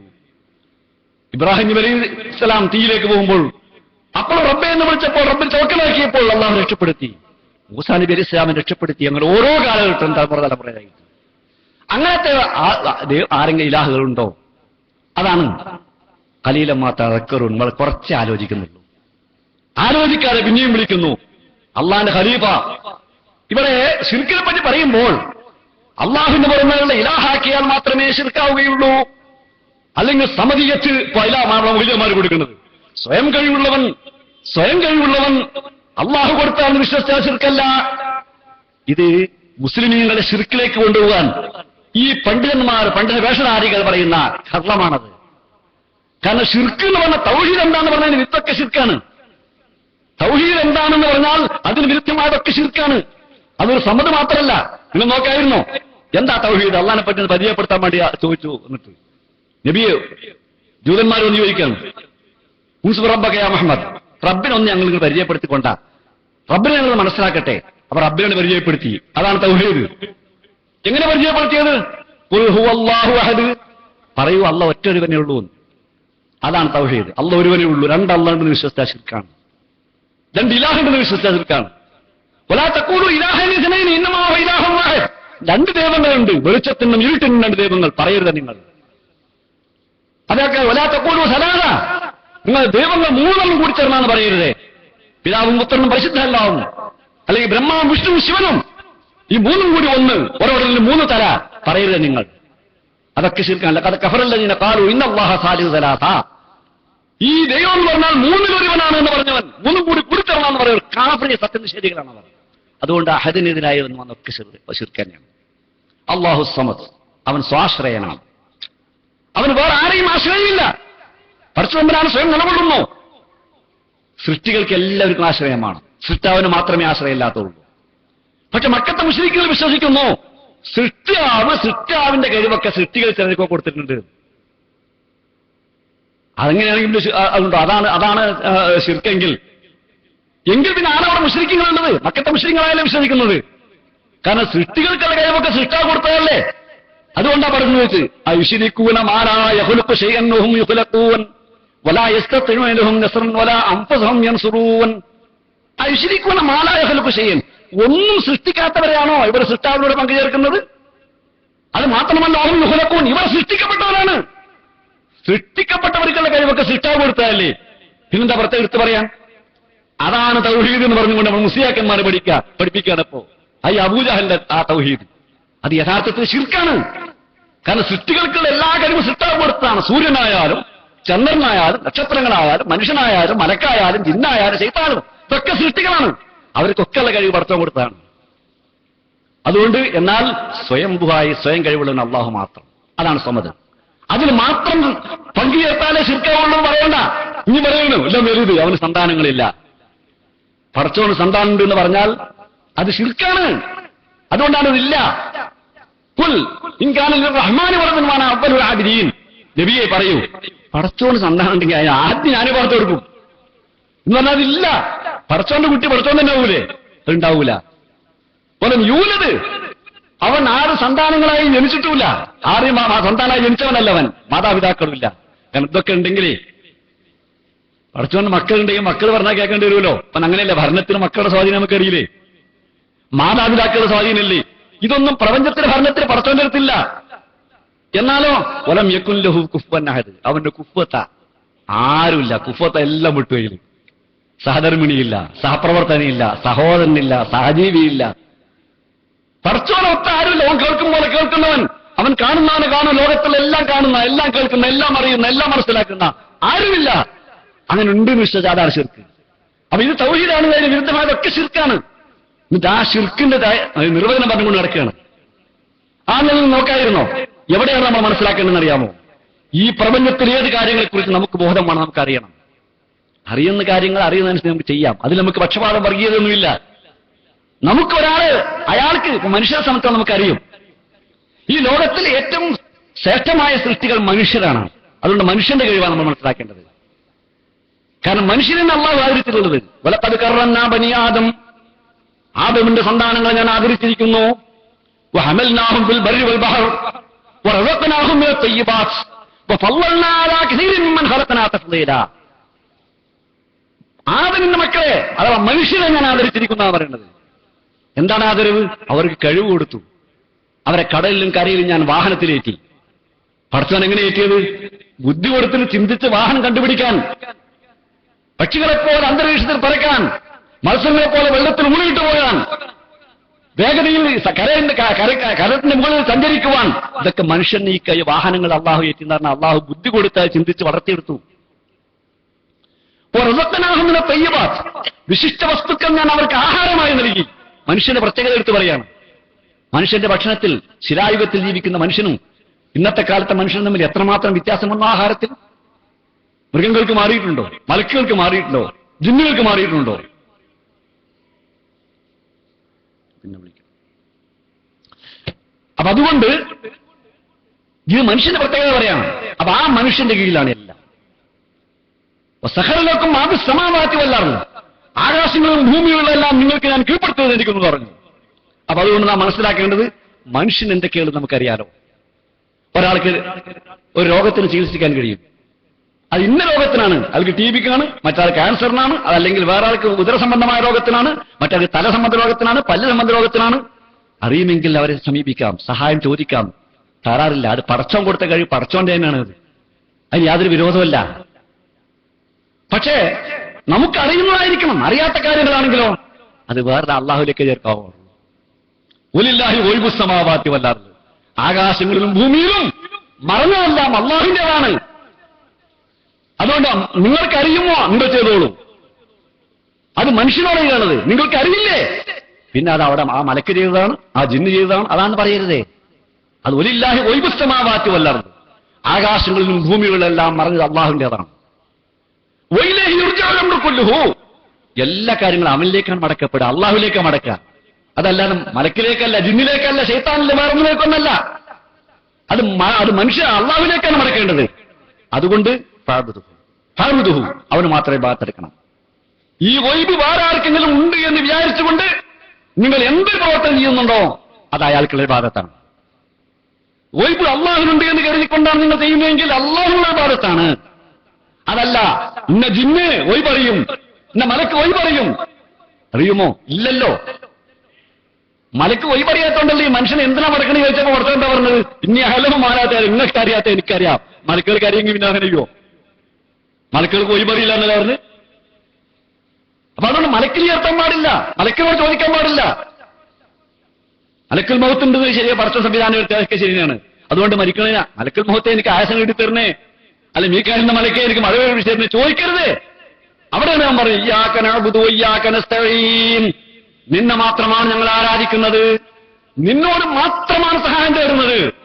അവിടെ നിന്നോട് മാത്രം എന്ന് പറഞ്ഞാൽ മനുഷ്യന്മാർ തമ്മ ചെയ്യുന്നത് അത് നിങ്ങൾ അങ്ങോട്ടും ചെയ്തുകൊള്ളുന്ന പടച്ചോൻ പറഞ്ഞിട്ട് ഭക്തിയുടെയും പുണ്യത്തിന്റെയും അടിസ്ഥാനം നിങ്ങൾ തമ്മ സഹായിക്കൂ. അതുകൊണ്ട് ചോറ് അടുക്കളയിലുണ്ട്, അതുകൊണ്ട് വിളമ്പി തരാൻ വേണ്ടി ഉമ്മാരോട് അല്ലെങ്കിൽ അവിടുത്തെ പെണ്ണുങ്ങളോട് പറയാം, അല്ലെങ്കിൽ വേലക്കാരിയോട് പറയാമെന്നല്ലാതെ പടച്ചോനെ ആ പാത്രത്തെ ചോറിന് വിളമ്പിക്കൊണ്ട ആ പടച്ചോനല്ല പറയേണ്ടത്. അവിടെ ചായ ഇരിക്കുന്നുണ്ട്, പടച്ചോനെ ആ ചായ ക്ലാസ്സിൽ എടുത്തുകൊണ്ടാണല്ല പറയേണ്ടത്. അതേവസം ഒഴിപ്പിക്കാൻ നിലയ്ക്ക് എനിക്ക് ചായ തരാം, അരിതൊക്കെ തരാം, അത് റബ്ബിനോട് ചോദിക്കണം. അപ്പൊ ഇങ്ങനെയുള്ളത് മനുഷ്യന്മാരുടെ കയ്യിൽ അറിയാം. അറിയില്ലെങ്കിലോ പടച്ചോനിലേക്ക്. അറിയാത്തൊരു കാര്യം വേറൊരാൾക്ക് ചേർത്താൻ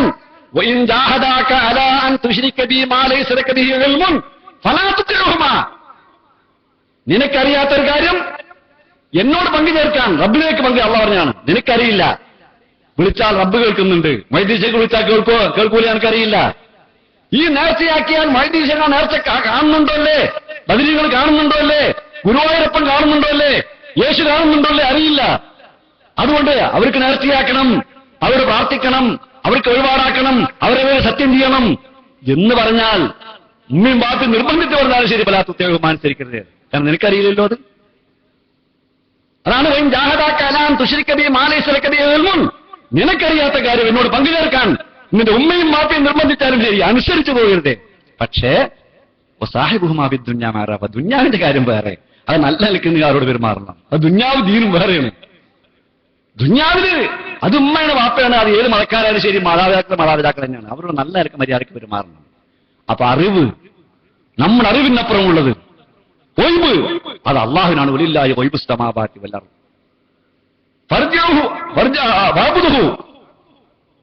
അവനിലേക്ക് നിങ്ങൾ അവരെ ഭാഗത്തെടുക്കുക. ഒയിലെ യുർജവല്ലു കൊല്ലുഹു, എല്ലാ കാര്യം അവനിലേക്ക് മടക്കപ്പെടണം. ഫഅബ്ദുഹു, അതുകൊണ്ട് അവനെ ഭാഗത്തെടുക്കുക. ഇങ്ങനെ പ്രവർത്തനമാണ് ഭാഗത്തെങ്കിൽ പ്രവർത്തിക്കാതെ ഇരിക്കണതോ ഈ ഒഴിബിൽ നമ്മൾ ആകമാനം വെച്ചിട്ട് ഇനി ഒന്നും ചെയ്യേണ്ടയില്ലാതെ വിചാരിച്ചാലോ അതിനാ തവക്കൽ എന്ന് പറയാം. അത് തവക്കൽ അലൈഹി, അവൽ ഭരമേൽപ്പിക്കുക എന്ന് പറഞ്ഞാൽ നമുക്ക് മനസ്സിലാകുന്ന രൂപത്തിൽ എല്ലാം പ്രവർത്തിച്ചു. ഇനി ആര് നോക്കണം? അള്ളാഹു നോക്കണം. മറഞ്ഞ കാര്യങ്ങൾ അള്ളാഹുവിലേക്ക് ചേർക്കാവൂ. നിങ്ങൾ നോക്കായിരുന്നോ? മറിയം റളിയല്ലാഹു അൻഹ, അവർ അള്ളാഹുവിനെ ഇബാദത്ത് ആരാധിച്ചുകൊണ്ടിരിക്കുകയാണ്. ആരാധനാനിരതയായി ഇരിക്കുന്ന സമയത്ത് അന്ന് അവിടെങ്ങ് അങ്ങും കിട്ടാത്തൊരു ആഹാരം മറിയമിന്റെ മുന്നിൽ കാണുന്നു. കാണുന്ന ഒരു പ്രവാചകനാണ്, സക്കരിയ നബി അലൈഹിസ്സലാം. അവർക്ക് മനസ്സിലായത് എവിടുന്ന വന്നത്. മറിയമ്മിനോട് ചോദിച്ചു അന്നാലേക്ക് ഹാദ, അല്ല മറിയം എവിടുന്ന് വന്നത്? മറിയം എന്തേ പറഞ്ഞത്? കാലത്ത് ഹോമിനെന്തില്ല, അള്ളാഹ് എടുത്ത് വന്നു എന്നല്ലാതെ വേറെ ഇവിടുന്ന പറയാം. ആരും ഇവിടുന്ന് പറയാൻ കഴിയോ? എങ്ങനെ വന്നാന്ന് പറയാൻ കഴിയോ? അത് അറിയില്ല, അള്ളാഹുവിലേക്ക് ചേർക്കുന്നു. ഹോമിനെന്തില്ല, അത് അള്ളാഹിന്റെ പക്കൽ നിന്ന്. അതേ പ്രകാരം ഓരോരുത്തർ നമ്മൾ മനുഷ്യ കഴിവ് പ്രകാരം ചെയ്താൽ, നബിയോട് പറഞ്ഞു, നബി എറിഞ്ഞപ്പോൾ ഇത് റമയിത്ത, നബിയെ നിങ്ങൾ എറിഞ്ഞപ്പോൾ എന്ന് പറഞ്ഞു. എറിഞ്ഞത് നബിയാണ്. നബിക്കറിയാം മണ്ണ് വാരാനറിയാം, എറിയാനറിയാം. പക്ഷെ ആ എറിഞ്ഞ് ഒരു പരിധിയുണ്ട്, പരിമിതിയുണ്ട്. പക്ഷെ മുഹമ്മദ് നബി ഒരു പരിധിയും പരിമിതി ഇല്ലാത്ത ഏറ്. ഒരിക്കൽ മണ്ണെടുത്താലും ഇട്ടപ്പോ എല്ലാവരും കണ്ണിൽ കൊണ്ടായി. അതൊരു മനുഷ്യന്റെ കഴിവല്ലല്ലോ. പക്ഷെ അത് എവിടുന്ന് ഉണ്ടായത്? ഒമാ റമയിത്ത ഇത് റമയിത്ത വലാകിന്ന അല്ലാഹ റമ, അത് അള്ളാഹ് എറിഞ്ഞത്.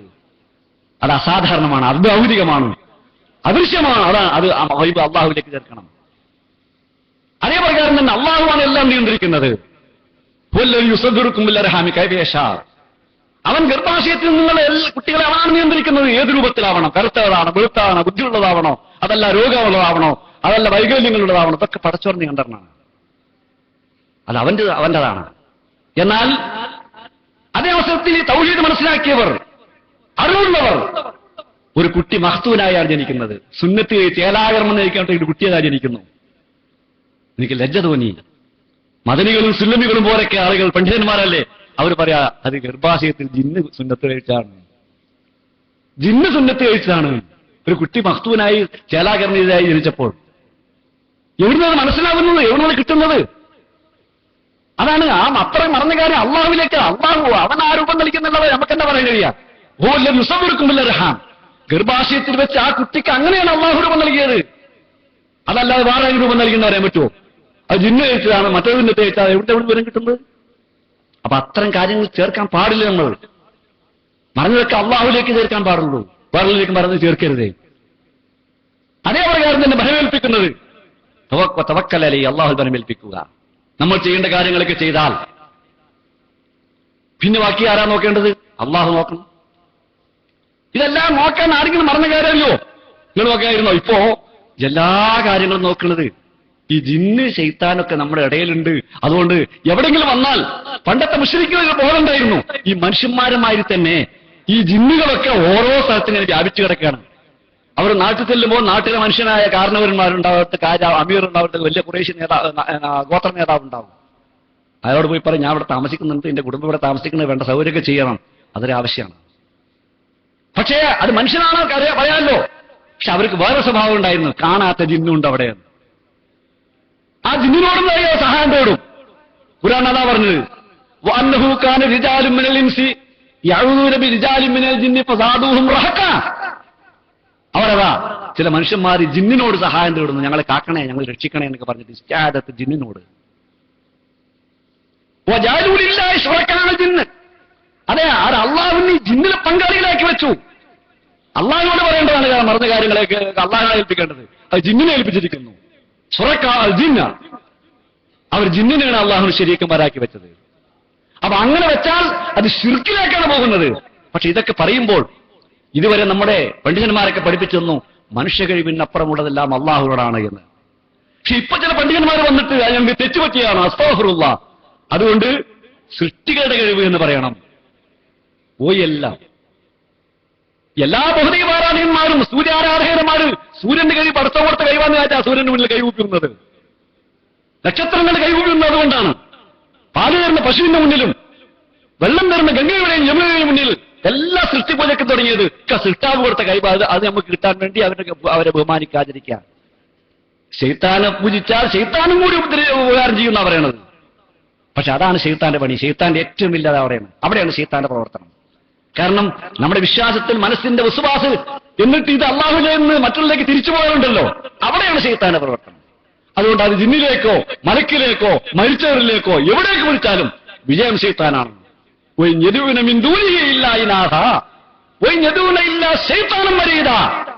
റബ്ബിനെ കൂടാതെ വിളിച്ചു പ്രാർത്ഥിക്കുന്നത് സ്ത്രീ ദേവതകളോട്, അല്ലെങ്കിൽ സ്ത്രീലിംഗത്തോട്, അല്ലെങ്കിൽ മരിച്ചവരോട്, അല്ലെങ്കിൽ മലക്കുകളോട്. മലക്കുകളെ അവർ പെണ്ണുങ്ങളാക്കിയത്. അതെ, പറത്ത പരമകാരുണ്യന്റെ അടിമകളായ മലക്കുകളെ പെണ്ണുങ്ങളാക്കി വെച്ചവര്. എന്നിട്ട് അവരോട് വിളിച്ച് പ്രാർത്ഥിച്ചു. മലക്കിനോട് മലക്കുകളെ വെച്ച് ക്ഷേത്രങ്ങൾ ഉണ്ടാക്കി പൂജിപ്പിച്ചു. വാസ്തവത്തിൽ അത് മലക്കോടൊന്നാണ് ശൈത്താനം മരീത. ധിക്കാരിയായ ശൈത്താനോടല്ലാതെ പ്രാർത്ഥിക്കുന്നില്ല. അവിടെയാണ് ശൈത്താൻ അതിൽ കൊണ്ടുപോകുന്നത്. ഈ ജിന്നിനൊക്കെ നമ്മൾ മറന്ന കാര്യങ്ങൾ അവിടെ ഇങ്ങനെ ഇവിടെ നടക്കുന്ന കാര്യം ഓരോന്നൊക്കെ ജിന്നിങ്ങനെ മനസ്സിലാക്കുകയാണെങ്കിൽ പടച്ചോൻ നമുക്ക് ഇതൊക്കെ ഖുർആനിൽ പറഞ്ഞല്ലേ. മനുഷ്യന്മാർക്ക് ജിന്നിനെ അങ്ങോട്ട് കീഴ്പ്പെടുത്തി കൊടുക്കുന്ന ജിന്നിന് മനുഷ്യന്മാരെ അങ്ങോട്ട് കീഴ്പ്പെടുത്തി കൊടുത്ത ചരിത്രമല്ലല്ലോ. സുലൈമാൻ നബി അലൈഹി ഇസ്ലാമിന്റെ എല്ലാ ശൈത്താന്മാരും എല്ലാ കാര്യവും കീഴ്പ്പെടുത്തി കൊടുത്തു. സുലൈമാൻ നബി അത് ഉപയോഗപ്പെടുത്തി. അള്ളാഹുവിന്റെ കൽപ്പനയാണത്. അത് വേറെ ആരും കൊടുത്തിട്ടില്ല, വേറെ ആർക്കും ഇല്ലാന്നല്ലേ പറഞ്ഞത്. പക്ഷെ ആ സുലൈമാൻ നബി അലൈഹി ഇസ്ലാം ജിന്നുകളെ കൊണ്ട് ശൈത്താന്മാരെ കൊണ്ട് വേല ചെയ്തുകൊണ്ടിരിക്കുമ്പോൾ സുലൈമാൻ നബി അലൈഹി ഇസ്ലാമിന്റെ റൂഹ് അള്ളാഹു എടുത്തു. ഈ ജിന്നുകൾക്ക് മനസ്സിലായില്ല. ഒരിങ്ങനെ സുലൈമാൻ നബി ഞങ്ങളെ കൊണ്ട് പണിയെടുപ്പിക്കാൻ നോക്കിയിരിക്കാൻ ഇരിക്കുകയാണ്. അവരെങ്ങനെ ഇരിക്കുകയാണ്. പക്ഷേ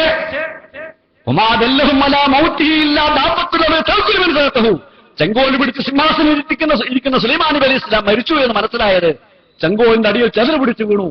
കോല് അടി വീണപ്പോ സുലൈമാൻ നബി വീണു.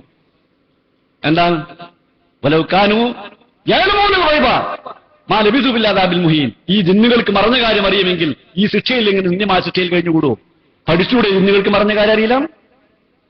അതുകൊണ്ട് ഇതെല്ലാം അറിയുന്ന അല്ലാഹു ചെയ്യേണ്ട കാര്യങ്ങളൊക്കെ ചെയ്തിട്ട് അവനെ തവക്കലാക്ക. ശൈത്താന്റെ പേരിൽ തവക്കലാക്കണ്ട, ജിന്നിന്റെ പേരിൽ തവക്കലാക്കണ്ട. വീട് ഇങ്ങനെ കയറ്റിയിട്ട് സുഖമായിട്ട് നല്ല വീടൊക്കെ ആക്കി.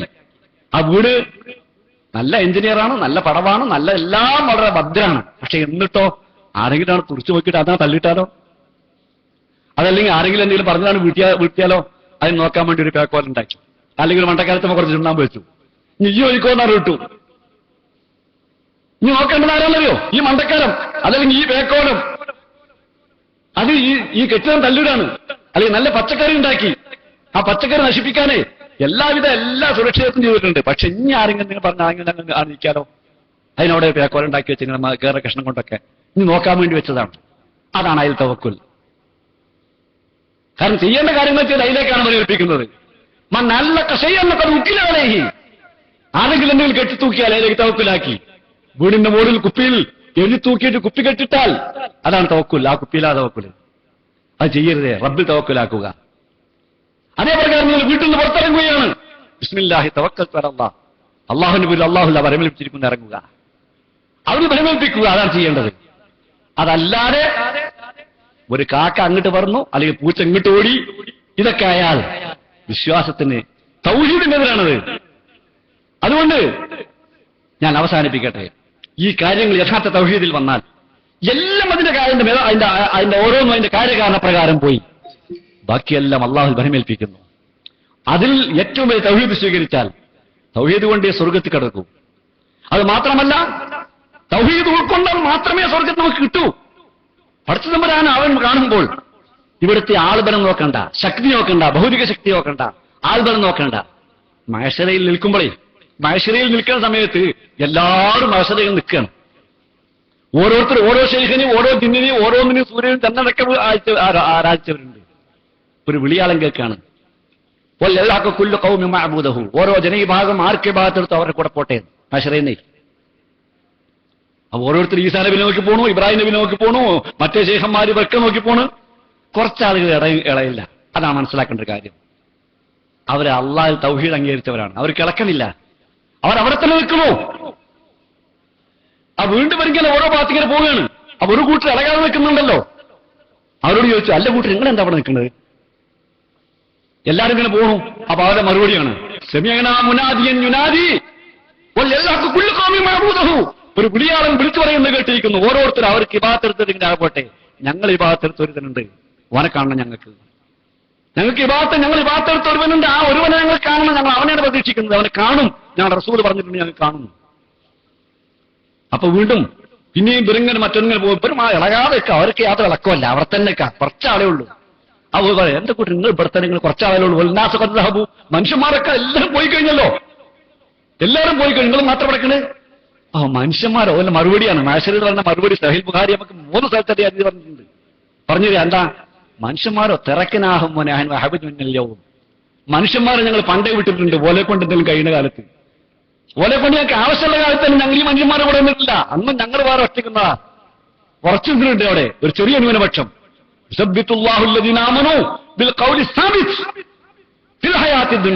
ഉറച്ച വചനം മാറ്റമില്ലാത്ത ലാ ഇലാഹ ഇല്ലല്ലാഹ് എന്ന തൗഹീദിന്റെ വചനത്തിൽ ഈ ദുനിയാവ് ഞങ്ങൾ ഉറച്ചുന്നവരാണ്. ഒരു ശൈഖിന്റെ പിന്നാലെയും ഒരു ജിന്നിന്റെ പിന്നാലെ ഒരു മലക്കിന്റെ പിന്നാലെ ഞങ്ങൾ പോയിട്ടില്ല.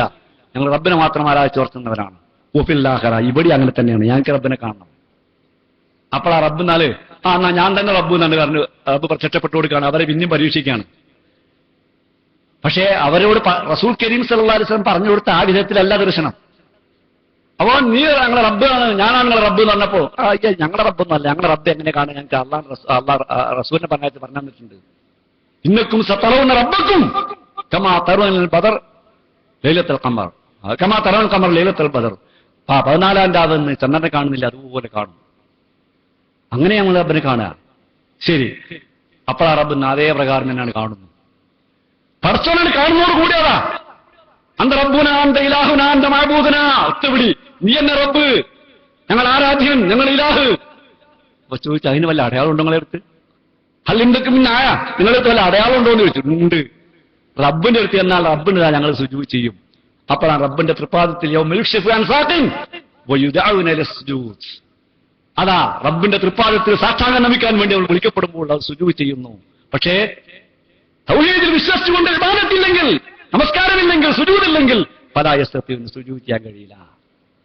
അപ്പൊ വെറുതെ ഇബാദത്തിന് അർഹനുണ്ടെന്ന് വിശ്വസിച്ചാൽ പോരാ, ഇബാദത്ത് ഉണ്ടാവണം, ആരാധന ഉണ്ടാവണം. അതാണ് നമുക്ക് വേണ്ടത്. അതുകൊണ്ട് ഇങ്ങനെ തൗഹീദ് സ്വീകരിച്ചാൽ, ശരിയായി ഉറച്ചു നിന്നാൽ യാതൊരു വിചാരണ കൂടാതെ സ്വർഗത്തിൽ പോകാം. അങ്ങനെ 70,000 ആളുകൾ, ഒരുപാട് ആളുകൾ വിചാരണയില്ലാതെ സ്വർഗത്തിൽ പോകുന്നവരുണ്ട് എന്ന് പറഞ്ഞു. ആരായിരിക്കും അത്? സഹാബാക്കറാം ചർച്ച ചെയ്തു. അത് നമ്മൾ സഹാബി തന്നെ ആയിരിക്കും എന്നവർ അഭിപ്രായം. അതല്ല, നമ്മൾ കുറെ ശിർക്ക് ചെയ്തതല്ലേ, നമ്മളെ കുട്ടികളായിരിക്കും, ഒരു തൗഹീദിൽ ജനിച്ചു വളർന്നവരല്ലേ, തൗഹീദിൽ മരിച്ചു പോയത് അവരായിരിക്കും എന്ന് വിചാരിച്ചു. അല്ല, അവരും അല്ല, പിന്നെ ആരായിരിക്കും? അപ്പോഴാണ് റസൂൽ കരീം സല്ലല്ലാഹു അലൈഹി വസല്ലം അകത്തേക്ക് പോയത്, പുറത്തേക്ക് വരുന്നത്. അപ്പൊ പറഞ്ഞു, അള്ളാഹുവിന്റെ റസൂലേ, അങ്ങ് പറഞ്ഞ ആ 70,000 ആരായിരിക്കും ഞങ്ങൾ ചർച്ച. റസൂൽ കരീം സല്ലല്ലാഹു അലൈഹി വസല്ലം പറഞ്ഞു കൊടുത്തു, അത് ആരാന്നറിയാമോ? ലാ യതതയ്യറൂൻ വലാ യക്തവൂൻ വലാ യസ്തർഖൂൻ വഅലാ റബ്ബിഹിം യതവക്കലൂൻ. അവർ ശകുനം നോക്കാത്തവരാണ്. ശകുനം നോക്കില്ല. ഒരു പക്ഷി എന്ന് പറഞ്ഞാൽ ആ പക്ഷി ഇങ്ങനെ പാടിയാൽ, പക്ഷി ഇങ്ങനെ കൊമ്പത്തിരുന്ന് പാടിയാൽ ഒരു ലക്ഷണം നോക്കുക. അതാണ് ആ പക്ഷി പാടുന്നത്. ഇങ്ങനെ കേട്ടിരിക്കുന്നത്, രണ്ട് പ്രാവ് ഇങ്ങനെ ഇരുന്ന് അങ്ങനെ അങ്ങോട്ട് കുറുകയാണ്. ഇങ്ങനെ കുറുകണത്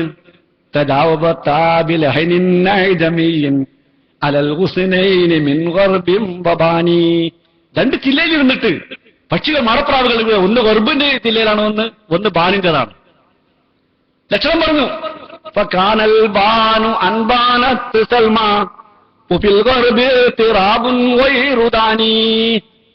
അതെ, ബാനിന്റേതാണല്ലോ എന്റെ കാമുകി സൽമ, ഞാൻ വിട്ടു പിരിഞ്ഞു കേട്ടോ, ഇല്ല. ലക്ഷണം പറയാ, പ്രാവ് കുടിക്കുന്ന ലക്ഷണം. ഈ ജാതി കാക്ക ഇറങ്ങാനും പ്രാവ് കുഴിയാനും കൂമ കൂയാനും ഈ ജാതി ലക്ഷണം പറയില്ല. അതാണ് ശകുനം നോക്കില്ല. ഇല്ല. പോലെ യക്തവും ചൂട് വെക്കൂല. അവർ തീയോണ്ട് ചൂടും വെച്ചിട്ട് അവിടെ ഭൂതപ്പിശാചിക്ക് ഇറക്കി വിടാനുള്ളല്ലോ ഹോമങ്ങളും മറ്റുമൊക്കെ. ഈ ജാതി അവർക്കില്ല. വലായസ്തർഖൂൻ, അവർ മന്ത്രവാദികളെ തേടി പോവില്ല. അവർ മന്ത്രവാദികളെ തേടി പോവില്ല. മന്ത്രം ചികിത്സയില് പ്രാർത്ഥനയാണ് മന്ത്രം, നല്ല മന്ത്രം തന്നെയാണ്. പക്ഷെ ഒരു കാര്യം, ആ മന്ത്രം റസൂൽ കരീം സല്ലല്ലാഹു അലൈഹി വസല്ലം ഇഖ്ലാസ് മഅബദത്തി എനിക്ക് ഇറങ്ങിയോ പിന്നെ അതുമേലാക്കരുത്, ബാക്കിയൊന്നും പോലില്ല. അതേ അവസരത്തിൽ ഇപ്പോൾ മന്ത്രം എന്ന ശറയ്യായ മന്ത്രം പറഞ്ഞുകൊണ്ട് ശറയിലോടൊന്നും ഉണ്ടാക്കുകയാണ്. നിങ്ങൾ കേട്ടില്ലേ? റുഖിയ ശറയ്യ എന്ന് പറഞ്ഞത്. എന്താ ഈ ശറയ്യായ മന്ത്രം എന്ന് പറഞ്ഞാൽ? ശറയ്യായ മന്ത്രം സഹാബത്തിന് കാലത്ത് ഏതൊക്കെ ഉണ്ടായിരുന്നു കേട്ടിട്ടുണ്ടോ നിങ്ങൾ? ശറയ്യ അല്ലാത്ത എന്താണത്? നമ്മൾ കച്ചവടം ശറയ്യല്ലേ, കൊപ്പര കച്ചവടം ചെയ്യാണ്, ശറയ്യ കച്ചവടല്ലേ, തിജാറ ശറയ്യല്ലേ. ഞാൻ മരുന്ന് കച്ചവടക്കാരനാണ്, ശറയ്യ മരുന്നല്ലേ, ശറയ്യ അനുഭവിച്ചതല്ലേ. അനുവദിക്കാത്ത അനുഭവിച്ചു നോക്കുകയാണെങ്കിൽ പിന്നെ എന്താ ഈ ശറയ്യായ മന്ത്രം എന്നാൽ? അല്ല, ഇവര് പുതിയ ശറ ഉണ്ടാക്കുകയാണ്. അതിന് ആയത്തുകൾ ഇങ്ങനെ ഓരൊക്കെ അതിന്റെ ഓരോന്ന് മന്ത്ര ജീവിതം നോക്കുമ്പോൾ ഒരു സന്യാസിയുടെ മന്ത്ര പെട്ടി ഇങ്ങനെ ഇറങ്ങാൻ അയാൾ പരസ്യം പറയാണ്, ഇതാ നിങ്ങളുടെ എല്ലാ അനുഗ്രഹങ്ങൾക്കും എല്ലാവിധ ഭാഗ്യത്തിനും ഈ പെട്ടി മതി, വീട്ടിൽ നിന്ന് വാങ്ങിക്കൊണ്ട് വെച്ചാൽ മതി. എന്റെ വില എന്താ? 2,999 റുപ്യ. എല്ലായി. എന്നാ ഇയാൾക്ക് അയാളെ വീട്ടിൽ വാങ്ങിച്ചാൽ മതി, പരസ്യം കൊടുത്ത ആളെ വിറ്റാകണോ? അതില്ല. അപ്പൊ അത് ഈ പെട്ടി വാങ്ങാൻ ഉടനെ വരുന്ന വേറൊരു മൗലവി, അയാളെന്താ മന്ത്രം പറയുന്നറിയാമോ? അയാളിതാ മനാസിൽ ഈ പുസ്തകം, അതിൽ ഓരോന്നും പറയുന്നുണ്ട്, ശറയ്യായ ഓരോരോ മന്ത്രങ്ങൾ. എന്താ? അപ്പൊ ഒരു പെണ്ണിന്റെ ചോദ്യം, എനിക്ക് രക്തസ്രാവുണ്ട്, ഈ രക്തസ്രാവനത്തിന് എന്താ വേണ്ടത്? ഉടനെ വന്നു. നൂഹ് അലൈഹി ഇസ്ലാമിന്റെ കാലത്ത് വെള്ളപ്പൊക്കം ഉണ്ടായല്ലോ, അതിന് നിൽക്കാൻ വേണ്ടി യാ സമാവ് അത്രയും